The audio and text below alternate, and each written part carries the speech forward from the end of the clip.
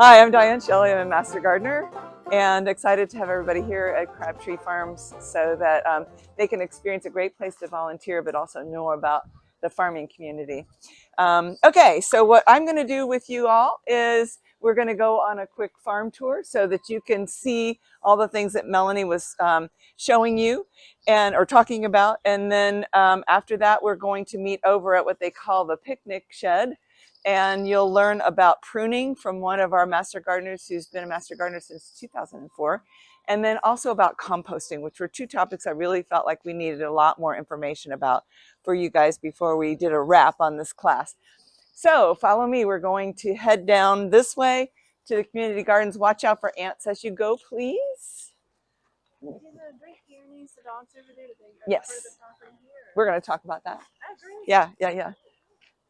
So we're heading right here in this area is what they call the it was the staff garden, and then it's become a few other things. I think eventually this will become an area where they do more community gardening, but a lot of it's overflow. If they have more plants and they want to plant it out for food, then they have an area where it can be used for whatever. So there's areas that are always changing. So we're going to come down here.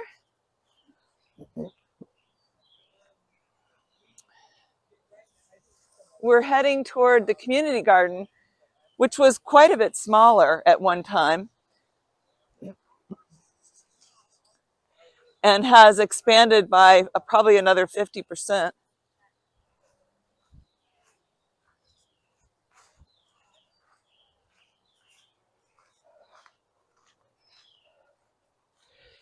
So there are 30 community garden beds. 20 of them are donated to the neighborhood, to people in the neighborhood who come in. Crabtree actually gives them plants to start out, so they have access to a lot of different plants, herbs, things like that, flowers. We've seen some people that decorate them, put up fun signs, things like that. There's actually this interesting little area that has, we said it looked like a nest. And so one of the staff has created this big plywood bluebird that she's going to put up in that area. But it's always fun and encouraging.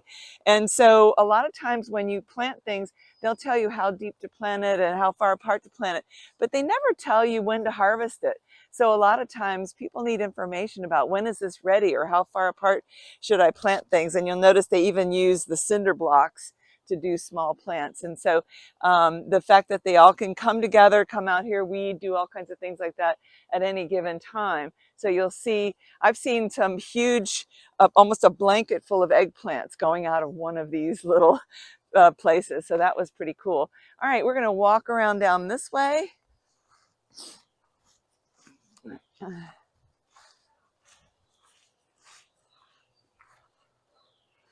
Out here, you'll see the two dogs. Can you see the two? They're Great Pyrenees mix. You don't see, oh yeah, past them. Can you see the goat, the white goat? So they're use the goat to kind of munch down any kind of weedy area. And there's an electric fence that they can actually move this around. Sometimes they were back up there at one point. We had two goats at one point. We came in one day and they had been killed probably by coyotes. And so for a while we didn't have any goats at all. And one of the ladies who is the on the board, she had a goat and two dogs, and the dogs were getting into her chicken coops, and that's sort of her revenue. So she kind of said, well, I've got a great place where they can go. So she donated the goat and the two dogs. And this is the concept that you hear about shepherds with their sheep, and they want to kill all the wolves that attack their sheep, their herds. And they're going back in and teaching these shepherds that if they will take a few Great Pyrenees, which happens to be the breed that is of choice, and let the Great Pyrenees watch over that herd even at night, they will scare the wolves away. So you don't have to kill the wolves, and the sheep will stay safe. And so that's with this dog, and this is the same concept. So two dogs, Loki and Sentry, and then Buddy Boy, I think is the, no, Boy George is the goat. So they're really cute, but it's an electric fence, so we don't go over there. So let's walk back this way.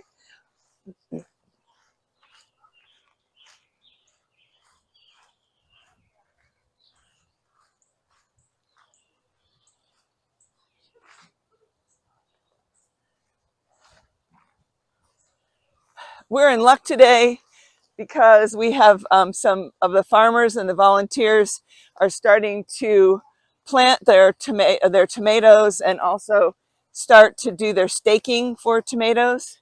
So you can see them, they'll be doing this here while we're talking. We're going to come back here for lessons.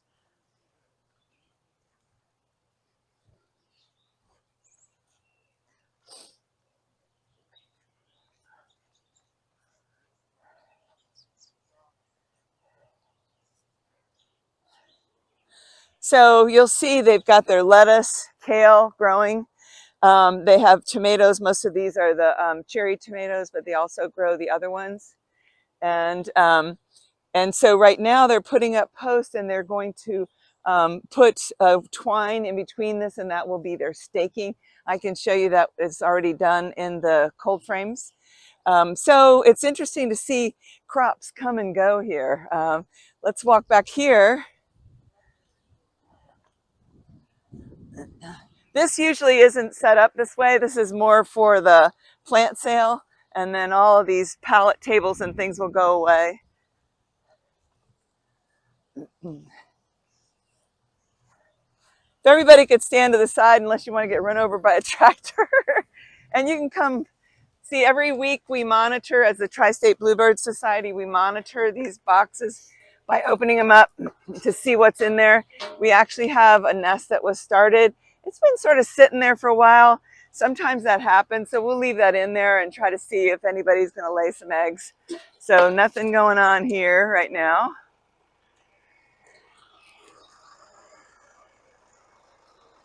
We love to see ladies and tractors. There's a lot of ladies and tractors here. Okay.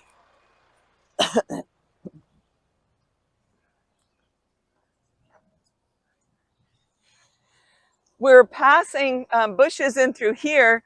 These are all blueberries, and that's a you pick situation where you can come out and pick blueberries.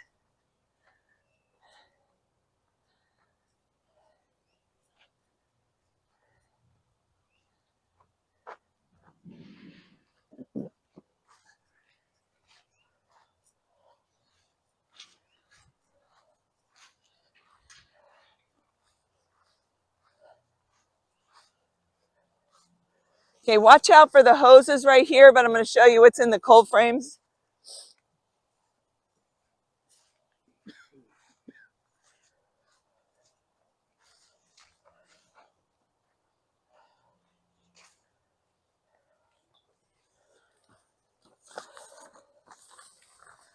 So you noticed how small those tomatoes were back over here.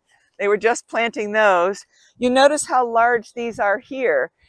These are in the cold frame, so they can start plants earlier, crops earlier, and they'll also stay longer when it gets cool weather. So this is a way for them to extend the planting season. The other thing that's been really interesting, which I just learned, and you always are learning out here, is they have, look in here, and can you see the orange twine in between the posts? She said that's called a Florida weave. And what they do is they actually come on either side of the plant, and as the plant grows, they'll do another row, and as the plant grows, they'll do another row. And that's basically how they stake so many tomatoes. So they're working on doing that. You can see they haven't done this first row, but they've started doing a couple of the rows. So that's the benefits of the cold frame. Also on Thursday, we put shade cloth up on the big greenhouses because it gets so hot that they have to constantly water. So by putting the shade cloth up on the greenhouses in the summertime, then they have an opportunity to not have to water so much, tone down the amount of heat and sunlight that's getting in there. So they just have a better growing situation. So for instance, I have a very small greenhouse, and I'll put shade cloth on that. There's nothing in the greenhouse right now. Everything's out and planted, but it'll protect the structure of my greenhouse. So by doing that, just kind of keep the sun off of it. All right, we're gonna head back that way just a little bit and then circle around. Yeah, always watch where you're walking.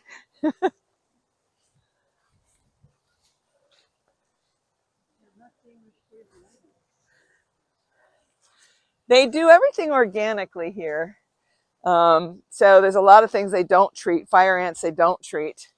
So these look like almost like pears. So they have a, come on, keep coming. We're going to walk and talk. They have a commercial compost business that they basically are lending this land to. And so they go and actually pick up your household or your business food scraps, bring them out here, and then it's a subscription where then they will drop off compost for you. So that's something that's kind of interesting that happens out here. You guys are going to learn about compost, but more home composting versus commercial composting, but that does happen out here. So you know what these are over here?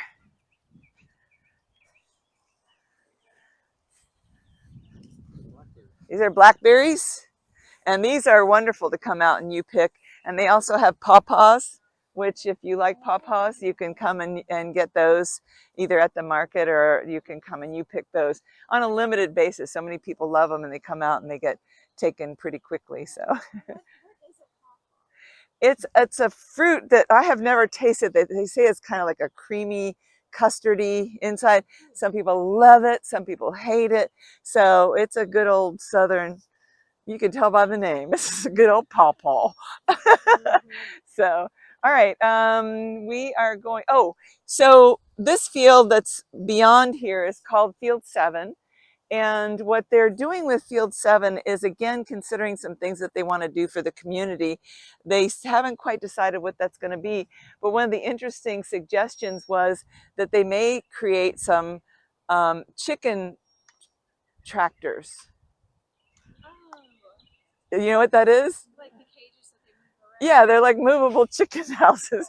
And so you could come out and have your community garden and your chicken house and do things like that. So they're looking for other ways, not just vegetables, fruits and vegetables, but also something like that. So the other, did Andy talk about all of the edible flowers and things like that and the microgreens and all that? So we do a lot of that for the restaurants. So that's kind of a fun thing.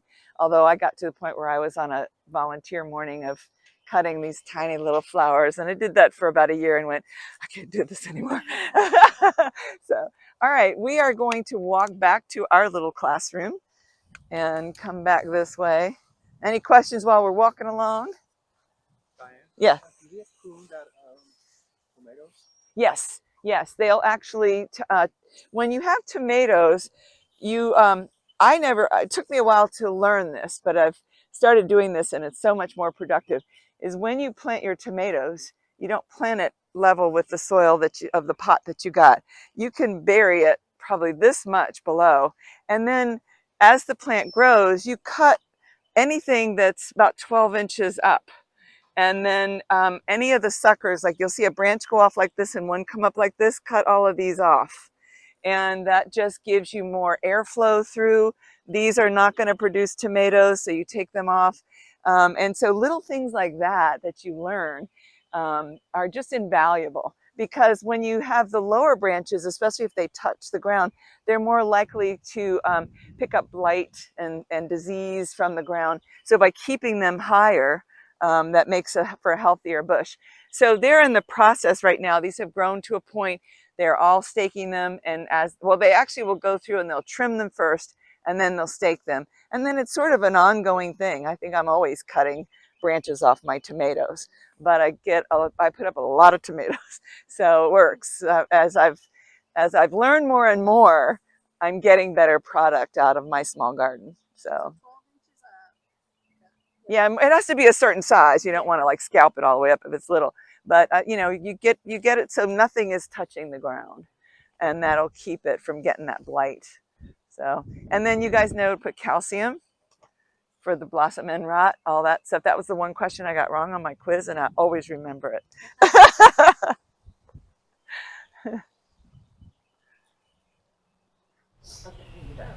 All right, come on, everybody come close in.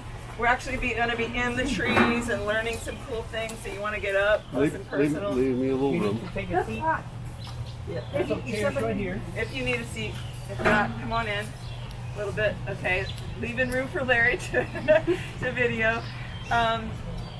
This is Jennifer. She is a wonderful master gardener who has volunteered to give you some information about pruning. She's been a master gardener since 2004. And in different parts of the country. So master gardeners are everywhere you go. And so take it away, and thank you so much. Thank you. You know, any woody plant is going to benefit from pruning if you can do it right. But even the biggest trees or the smallest shrubs in your garden, and fruit trees particularly, really need to be pruned to stay healthy. Now, the thing you need to do, each tree or plant needs to be pruned a certain way. So you need to understand what you have. So if you have flowering shrubs in the spring, like azaleas, forsythia, something like that, you're going to prune that right after it blooms, because right after it blooms is when it sets the buds for next year. So don't be afraid to trim those. If your azaleas are getting too big, don't be afraid to prune them back right after they flower. Fruit trees need to be pruned, and there are 2 times a year you can do those generally. First is in the winter, early spring, before they start to grow. And the second time is in mid to late summer when they actually have fruit on them. If you prune a fruit tree before it starts to grow, it encourages more growth. So if you have young trees that you've just planted, over winter you want to prune those back just before they grow, because it'll encourage them to have more branches and more leaves. If you have a mature tree and you don't want it to grow fast, wait until summer and prune your fruit tree in the summer, and then it won't encourage more growth. You will lose some of your crop, but if it's a mature tree, you're still going to get plenty of fruit off of it. Some ornamental shrubs need to be pruned differently than other things. How many of you have mandina in your yard? Okay, yeah, okay. Well, it's a very popular bedding plant around here. And most people will take the shears or pruners and cut right across. That's not how you do a nandina. Nandina, you cut the canes out. So if you look at your nandina, get the biggest, fattest stems and cut them off at the ground level or as low as you can, and that encourages younger growth to come up. You can take up to 1/3 of that bush out, and it will be nice and healthy. The same thing with lilac trees or bushes. They grow a lot like this, but you don't want them to be too full. If you want them to bloom well, you need to get those branches to light. So you can go in and take the oldest stem out, and more will come up. So know what you're going to prune. When you're doing fruit trees, there are 5 different basic pruning styles for fruit trees. You've got the open center, okay? You do that for your peaches and your nectarines. You've got a central leader. Now that's the way apples like to grow. They like to send that one shoot way up high. So you can use that for your apples. You've got a modified central leader where you keep it shorter and try to encourage the branches to go out. You have something called a fruit bush, and that's what you're looking here.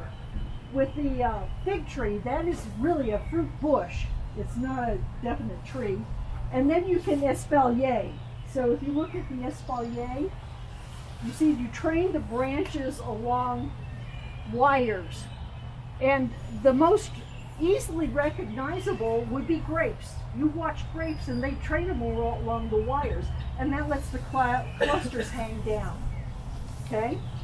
So there's your bait, and this book has by fruit type what's going on. We're in a fig here, and the fig is, it bears up to 2 crops a year.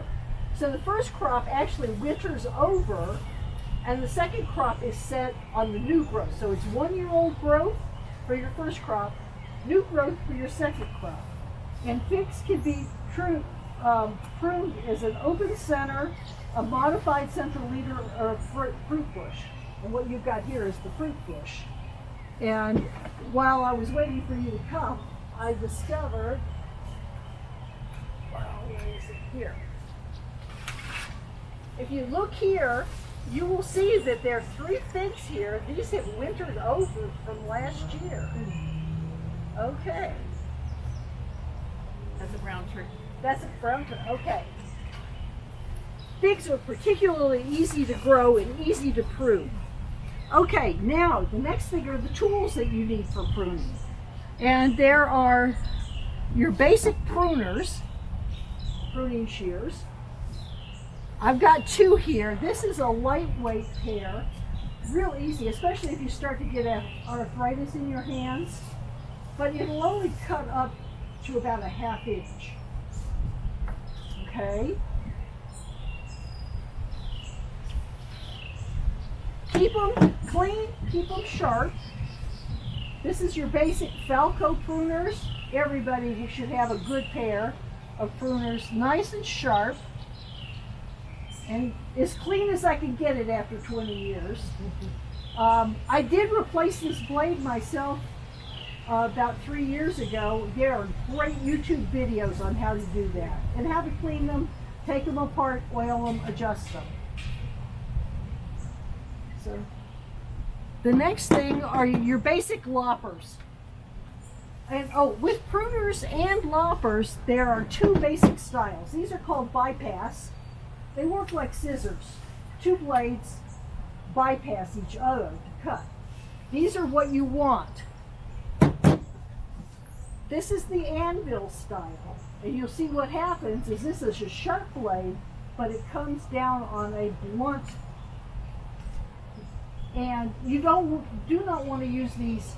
In cutting with these, this cuts, but this bruises that living bark tissue and will damage it. So you don't want to use this. We only use these after we've gotten the branches out of the tree if we're just cutting it up. These are great. You can cut up to 2.5 inches with these.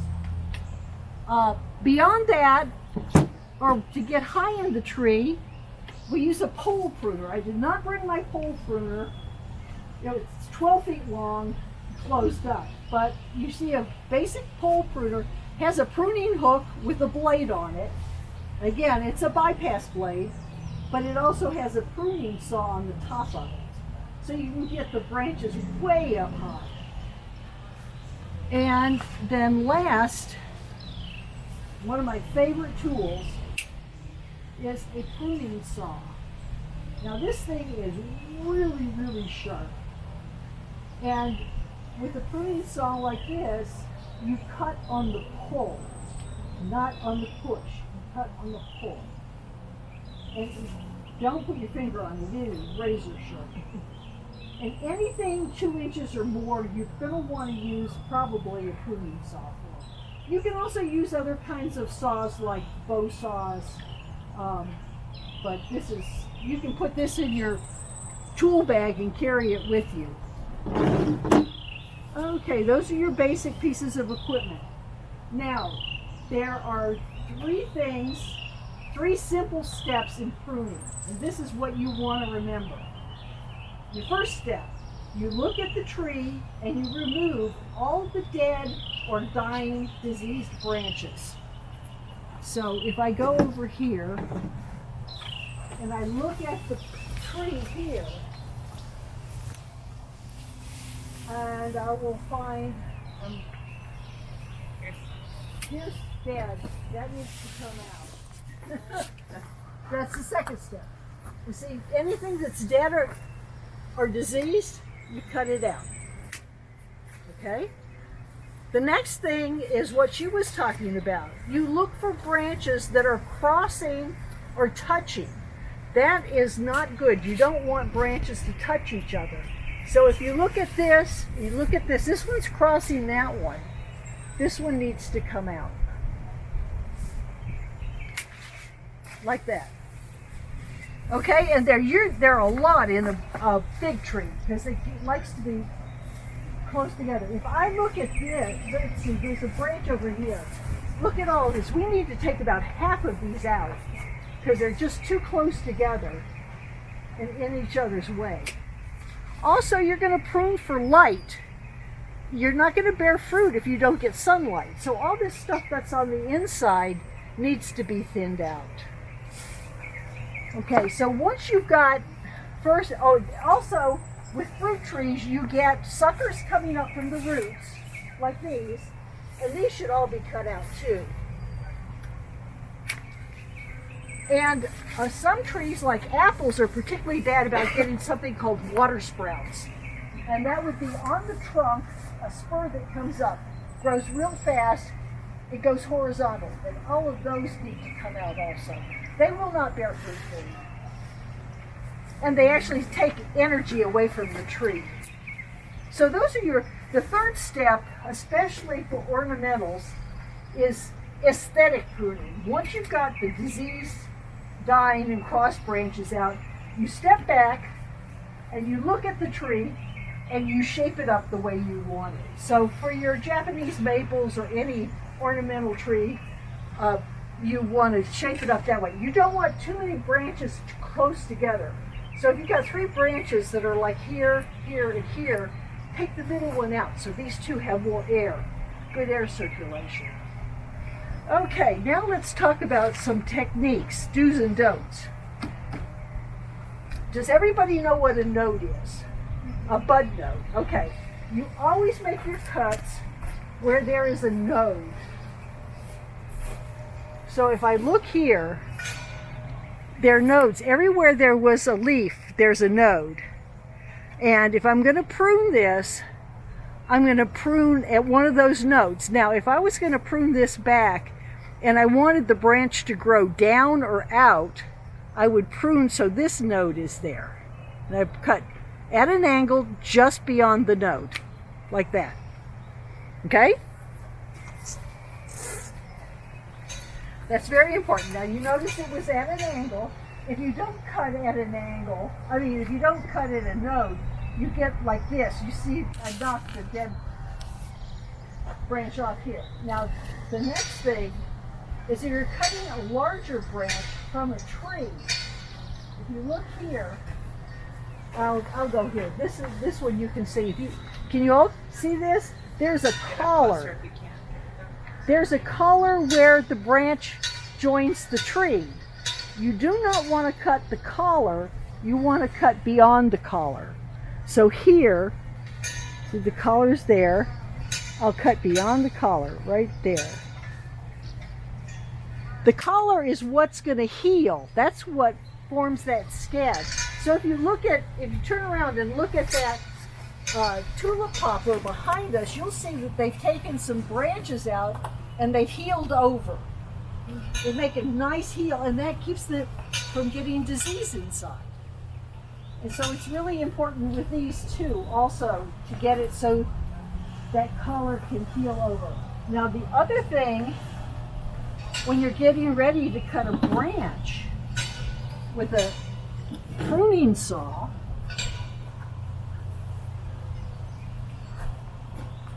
if it's a big heavy branch, you want to take most of the branch out first with the loppers. And then to cut it out, you don't want it to tear.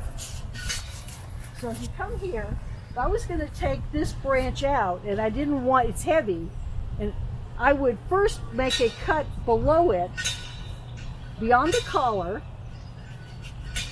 and go about a quarter of the way through the branch.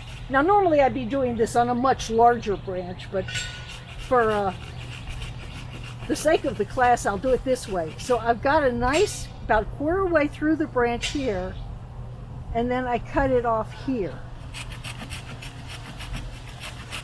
And it won't tear then, because if I start here and then get halfway through, the branch will just tear all the bark off here, and then you'll have a very bad gaping wound. Now you notice I lean down a little bit to pull it away so it doesn't hurt the saw, and I get a nice clean cut, and this wound will dry up and heal over. Okay? Now, they used to have a product called tree coat. We don't use that. That's not a good thing to do. You want to stay away from that. It's a black gooey stuff, and they thought it would seal the The wound, well, it turns out the tree knows how to do that.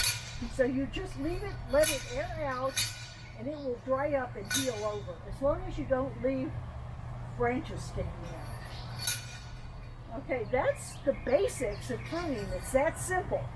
It's fun to do. It's when you're doing ornamentals, it's really nice because you've got the simple, get the cross branches out, get the dead and dying stuff out, and then start shaking it up. You step. And with pruners and loppers, there are two basic styles. These are called bypass. They work like scissors. Two blades bypass each other to cut. These are what you want. This is the anvil style, and you'll see what happens is this is a sharp blade, but it comes down on a blunt. And you do not want to use these. In cutting with these, this cuts, but this bruises that living bark tissue and will damage it. So you don't want to use this. We only use these after we've gotten the branches out of the tree if we're just cutting it up. These are great. You can cut up to 2.5 inches with these. Beyond that, or to get high in the tree, we use a pole pruner. I did not bring my pole pruner. It's 12 feet long, closed up. But you see a basic pole pruner has a pruning hook with a blade on it. Again, it's a bypass blade, but it also has a pruning saw on the top of it. So you can get the branches way up high. And then last, one of my favorite tools is a pruning saw. Now this thing is really, really sharp. And with a pruning saw like this, you cut on the pull, not on the push. You cut on the pull. And you don't put your finger on it. It is razor sharp. And anything 2 inches or more, you're going to want to use probably a pruning saw for. You can also use other kinds of saws like bow saws. But this is, you can put this in your tool bag and carry it with you. Okay, those are your basic pieces of equipment. Now, there are three simple steps in pruning, and this is what you want to remember. Your first step, you look at the tree and you remove all the dead or dying diseased branches. So if I go over here and I look at the back and you look at it and you make it look the way you want it to, you can trim any tree or bush. And are there any questions? You want to tell them about the Lysol thing? Oh, yeah. When you get finished with your tools, or if you're cutting diseased tools, you always want to clean them afterwards. And what's recommended for cleaning them is Lysol for sterilizing them. So most of us walk around with our tool pouch with a spray bottle of Lysol in it and an old rag.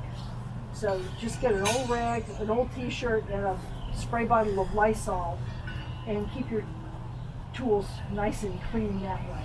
Yeah, I do that as I go from one bush to another.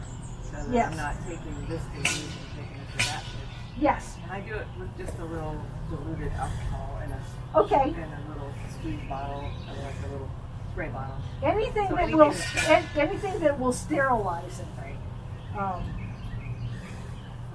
Are there Any other questions? any other questions? Yes. Sorry.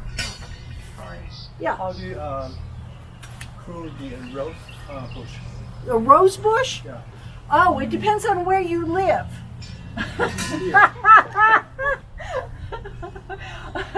You can prune a Grow rose. like crazy. So Oh, no, you're not crazy. And it's interesting because I first learned to prune roses in Massachusetts. And we bury the graft in the ground about 6 inches down because it gets so frozen there. And every fall, I would cut my roses back to 6 to 8 inches above the ground, wrap cord around them, and then pack them with mulch and put a fence around them until spring. Okay? Then I moved to Santa Rosa, California, and they thought I was crazy. Roses can be cut basically any time of year, but over the winter I would always go. You don't have to winterize them. I have cut roses off of bushes in December and in January in Santa Rosa, but you cut them back to the shape or size you want. And every year I would go in, take out all the dead wood, take out the old wood, let the new canes come up. Always cut at a node. If you want it to go out, prune it so that it goes out. And you can't hurt a rose. They're so hardy. I think the lady who, remember a couple that came and talked about roses? Yes, on the Rose Society. And they cut them like this high in March, and they just like sticks throughout their whole property. And they have Yeah. hundreds of varieties of roses, and they're beautiful. So it makes you nervous to do that, but Well, yeah, but They always that grow bigger encourages. too. Again, it's like the apple tree. You prune the apple tree before it starts to grow, and it encourages growth. So if you prune the rose before it starts to sprout in the spring, it encourages more growth. And you can cut it 6 inches off the ground or 3 feet off the ground, and it'll be fine. thank you, Jennifer. You're welcome. Okay, we're gonna walk to our next classroom. And this is Ashbell or Deuce. If you haven't met him, you haven't had the pleasure. We served in the same class together in 2019, and he has just been an amazing master gardener who commits a lot of his time you're on the board. Yes. And then works with vets, and actually usually I mentioned in the other class that normally we have the president always has the most volunteer hours. They just are always doing things. Deuce has the second most at 600 and some hours last year. Wow. Jeez. And I have the third most at 350. So we're out there doing stuff just because we love what we're doing. So Deuce did a great presentation at the expo. If you had the pleasure of hearing that, he's going to tell you more about composting here. And this is more about home composting versus the commercial that we had. So take it away. Yes. Good morning, everyone. How's everybody doing? Great. First and foremost, I want to say Happy Mother's Day to all the moms out there. Thank you. know, this is your weekend, so enjoy your weekend. Make sure your husband take care of you, and cook for you and do all these good things. But Wait, you got to tell the husband. got that on film. no, they will tell their husband. Yeah. But anyway, how many of you are doing composting at home? Okay, what kind of composting you're doing right now? Mostly grass clippings, leaves, and vegetation. Okay, how about you? That's just like clippings and some like kitchen waste, and putting the composting, and then add some like brown leaves. So you're using all the components pretty much. Yeah. Anybody else?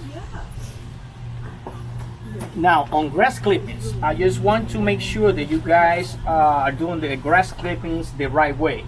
Because if you are utilizing any pesticide, meaning weed and feed or anything like that in your grass, please do not put your grass clippings in the compost. You're defeating the purpose. Okay? Do not. All right? You just want to, treat your grass, if you have to, or your lawn, the best way possible without any chemicals. Number one. Number two, then utilize those clippings for that. But as a master gardener, I can tell you that I don't use grass clippings on my compost because I use, weed and feed and my lawn and stuff like that. So, having said that, compost is easy, very easy. There's no right or wrong way to do compost, as long as you get all the key elements. And what are the key elements? The things that you use are the grass clippings, again, without chemicals. You use shredded paper or cardboard. You use sawdust, it's really good.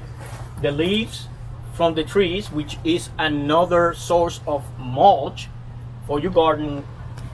Pine bark, pine straw, which is also mulch, and straw bales. This is great right here for your mulch.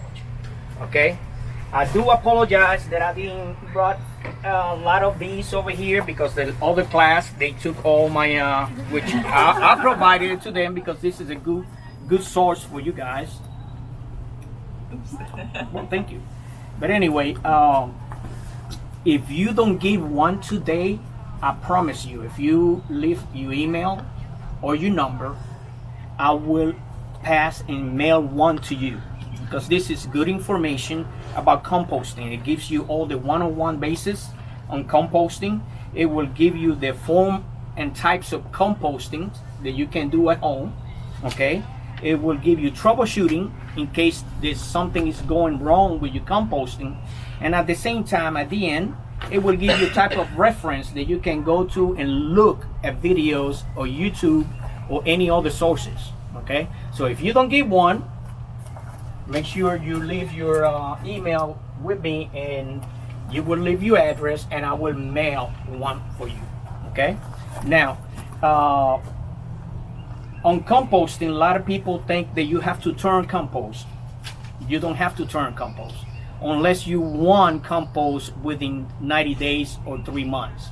Okay, but like me, in my property, I have a total of 5 compost bins, and in the fall, I do all my cuttings and clippings and everything else on the perennials in my property, and I dump everything in my compost, including my kitchen scraps, right? I don't turn because at the end of the season, like right now in the spring, then I get this right here, and I'm gonna pass this around. Okay, this is the final product once I process my compost. This is what my compost look like right now at home, and this is what once I process that, then this is what I get. Okay, and I never turn my compost, never. I just remove the top layer of the compost like we see over here. I remove the top layer, and everything on the bottom, that's what I get. Okay, who does the job for me and why I don't turn? Because number one, I get air circulation, okay, and I have a lot of worms in there, and they're the ones that does the job for me. If you know how to do the composting the right way by using the basics, the worms are going to do the job for you. Okay, now if you want fast results, then of course I suggest for you to go ahead and turn it, and within 2 to 3 months you're going to get that result right there. Okay, now there's a lot of ways of compost. Again, you can do a regular bin with pallets, which are free. You can do buckets. You can do a trash can full of holes. But if you notice on this picture right here, the trash can has holes all the way around. And why is that? Because you need air movement. You need air circulation. If you don't have air circulation in your compost, you are not going to get results in that compost. A good example is a lot of people like to spend $300, $500 sometimes on those tumbles. Okay, they sell in different locations. Okay, if you notice and you look inside, it's mushy. It's not really fine like that you just saw on the buckets. Why is that? Because you don't have no air circulation. Even though you go there weekly and move that, you don't gonna get no air circulation. Those are the key elements on the compost: air circulation, and the worms are gonna do the job for you. Okay? Any questions so far? Yes, ma'am. Do you build it and the worms come? Or Yes, do you no, add no. the They believe it or not, they will come. Yes, they will come. Or if you want a faster process, you can go to the store and get some worms and throw them in there. Or come to my house. But they will, they will come. They will come. And once you get that established, okay, on your compost, once you get all that, right now I don't have no worms in here because I don't know if y'all like the worms or not, so I took the worms out. But anyway, when I do mine, okay, I have a trailer, and this is what I do. From the compost, I dump all that in there, in the trailer, and then from the trailer, I go ahead and mix I like to mix my compost with either topsoil or potting soil. If I'm doing pots, then I do potting soil. If I do regular garden or the garden bed or the flower beds, then I do topsoil. I mix it half and a half, okay? And then I do the Cosmico pellets. I mix that. I use a whole yard of that. I mix it, or if not, then you can use plantain. Plantain is a great compost. Not compost, but fertilizer. What I do, I use at least, if I use that trailer right there, I use at least about maybe 5 to 6 scoops of the plantain fertilizer, and then I mix all that together. The reason I do that, for 2 reasons. Number one, I don't have to go to each plant and put the plantain and fertilizer. It's already in it. And when I dress my flower beds, all my garden is already in it. And all I have to do is lay it. And I save time by doing that. Okay? Because some people, they like to do fertilizing right now, which is a good time. This is a good time to do fertilizing. And they just go plant by plant and putting that fertilizer on it. I don't waste my time by doing that. I do all that at one time. You know, I dress my beds, my flower beds and my garden bed with fresh compost, fresh soil, and fertilizer at the same time. Okay? Any other questions in regards to compost? Deuce, I had a bunch of ants moving into my compost.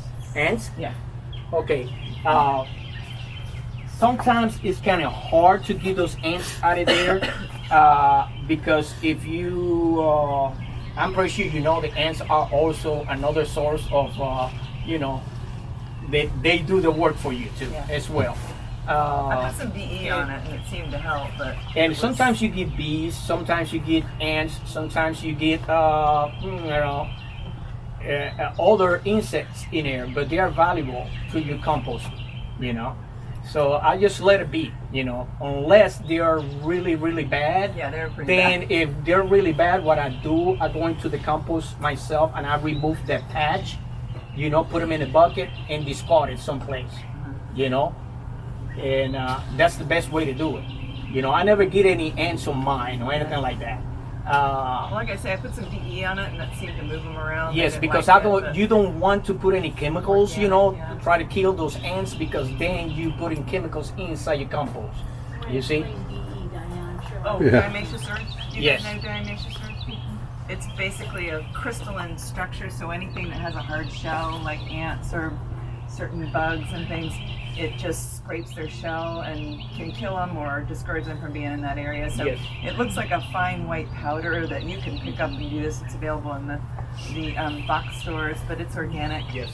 Another thing that I use, let's talk about kitchen scraps from the kitchen. If you like hostas, like myself, I got a lot of hostas, and you have issues with snails, you know, and things like that, save you eggshells, okay? Save you eggshells, and the reason for that, you crush them and put them in the base of your hostas, and that would eliminate all your slugs and snails from your hostas and any other plant that they like to get to, okay? But if you don't have that issue, then crush them and put them in your compost, you know? Everything that you put in your compost, try to crush or cut them to a small size if you have the time, because the smaller the items are going into the compost, the faster you're gonna get that compost buildup. Okay? The same thing when you do your fall cleanup, try to cut all those perennials and all those plants that you cut you know, in your yard and stuff like that to small pieces as much as possible. Your leaves, in my case, in my property, I don't destroy the leaves, because that's a form of mulch for me. You know, I leave that on the ground, and it's a good source of mulch in the winter. What I do right now in the spring, I did that about a month ago. I went with a big vacuum. You know, I got quite a few vacuums, and then I crush all those leaves and then I utilize those leaves into the mulch and put that in the mulch. And I can do that with mulch, or I can put the rest of it inside the compost, and it works for me both ways. But the buckets that you saw, they are here. That's from fall to now, and that's the results I got. But if you want faster results, like I said, within 90 days, then yes, go ahead and turn it, no problem. You can always find pallets, free pallets almost everywhere. You can put one pallet on the ground and 3 pallets all the way around. My recommendation is for you to put the weed preventer on the walls and on the bottom, and then start dumping in there, okay? And that will create good compost. Why the weed preventer? Because that would eliminate snakes from getting into your compost. It would eliminate the mice and rats and other creatures that like to hibernate during the winter. That's what I do, because I start in the fall, and then by the time spring comes around, if I start digging and I see snakes, I don't like snakes myself. I don't know about y'all, but I don't like them. Yeah. But sometimes mice like to get in there. Sometimes, ants want to get in there and other creatures. But by you doing that, number one, you're preventing, creatures to get into your compost. And number two, the compost stays in one location. It won't, fall off from your, pallets and stuff like that. So lining the inside or wrapping it? On the inside. What I do, I use a staple gun, and staple that to the wood, and it stays right there. You can do that, or you can use cardboard, either or, whatever you have available. But remember that if you use cardboard to use as a wall, as a preventer, for that to fall on the sides, then it's going to decompose too. So. Did you talk about do's and don'ts in food scraps? I'm sorry? Did you talk about do's and don'ts in food scraps? Oh yeah, make sure you don't use these items right here. No meats, no grease, no dairy, no weed that have gone to seed at all. Okay. So even salad that has salad dressing on it. Yeah, don't put no salad dressing, no sauce, anything like that, any type of meat or anything like that. Now, if you, let's say for example, you have eat some sardines, and I love sardines, or anything like that, you can use them, but whatever leftover you have, make sure that you rinse them with water as much as possible before you put that in the compost. Don't leave them with that oily residue on it, okay? But if you rinse them with water, just throw them in the compost. That's a great source of compost, those sardines. Mushrooms are good compost. Yes. Any other questions? Don't forget, guys, if you didn't get this right here, I want everyone to get one, because you will learn a lot about it. This is what we got in our class, and I was surprised that this year y'all didn't get this in your class. It gives you a lot of good information, okay, about composting. If you have any questions, any concerns,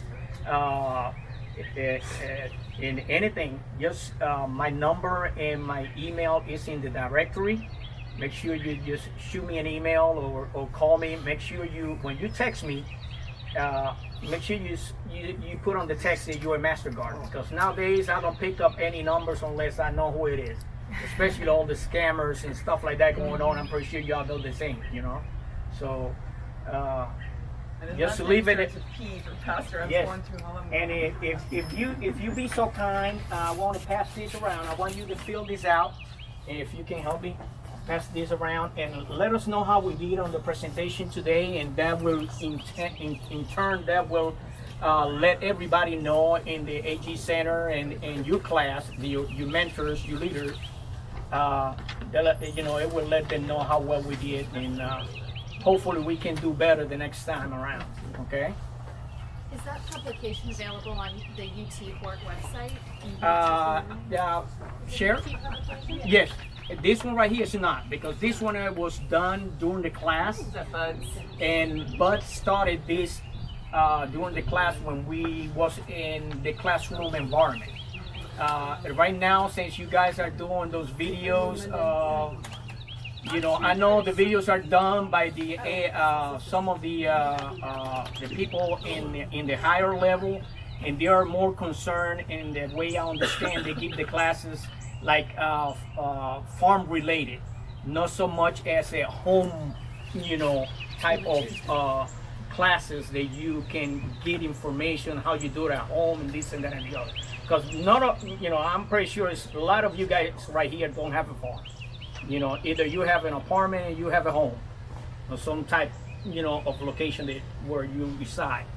But not that many people over here needs to know about, you know, a huge job like a farm or anything like that. But this right here will help you out a lot in regards to your home. Okay. Any other questions? Another thing that I forgot to mention to you, if you live in one of these areas where you have homeowners association, make sure you check first, number one. And if you take the risk of doing one, make sure you cover it some way, somehow, so they don't see them. Because those ladies up there, they work in homeowners association, they're very picky about it. I know. I have quite a few of them up there in that area, and at least I live in an area where I don't have to deal with it, but they tell me all the stories about that. And, you know, but if you hide it, you okay, I guess. Yeah. Any other questions? What do you recommend for covering? For covering? Oh yeah. Like you found If you go animals. to Home Depot and Lowe's, they have right now these extendable barriers. They're very light. It looks like you know, it looks like a plant. So you can put that around, or you can put a fencing around, and then paint it the way, you know, you have your fence, and you know. I'm pretty sure that if you have a fence around your air conditioning unit as well, or your garbage cans and stuff like that, you can utilize some like that to cover your compost. You know, there are many ways of doing it. I mean, you have to be creative. What about other animals like cats and dogs? Cats and dogs, they don't usually go into the, you will get possums and raccoons and things like that. But whenever you do your kitchen scraps, my suggestion is just go to your compost, dig a little hole, and bury it. And that way you eliminate all that smell, flies, and this and that and the other, you know. And I mean, me and my property, I don't worry about it because I have all those elements. I mean, raccoons, possums are gonna come, this and that and the other, but because it's in the open, it has air circulation, the smell is not an issue. Any other questions? You mentioned chemicals Yes. and sawdust, so definitely no pressure treated wood sawdust, right? Yeah. Okay. Yeah. Try to use sawdust. I use sawdust a lot on mine. One of the master gardens that is in, as a matter of fact, Peter. I don't know if y'all know Peter. He does a lot of woodwork, and he supplies my sawdust for me. And it's great. I mix all that together, the leaves, everything else. I do a lot of cardboard. I'm gonna see if the Master Gardening program starts a class in the lasagna program, how to build your garden beds and your flower beds with the lasagna method. But that's what I do in my property. I don't kill myself. I'm a 60-year-old man. Do you think I'm gonna kill myself in my back doing, you know, all that stuff? No. I use the lasagna method, and believe me, you go to my property, you can ask Shirley. Everything is done that way. Property was on the garden. And believe me, it thrives really well. I would love to learn that. So that's something that is in the process. I'm about to talk to the board members and see if they can add that to the classes, you know, which it would be a good thing for homeowners, you know. It would eliminate a lot of things, meaning, you know, buying a lot of equipment and this and that and the other, like tillers, because a lot of people like to get tillers and till. I don't do that. I don't waste my time and money on that. Believe me. Deuce, thank you so much. We really appreciate it.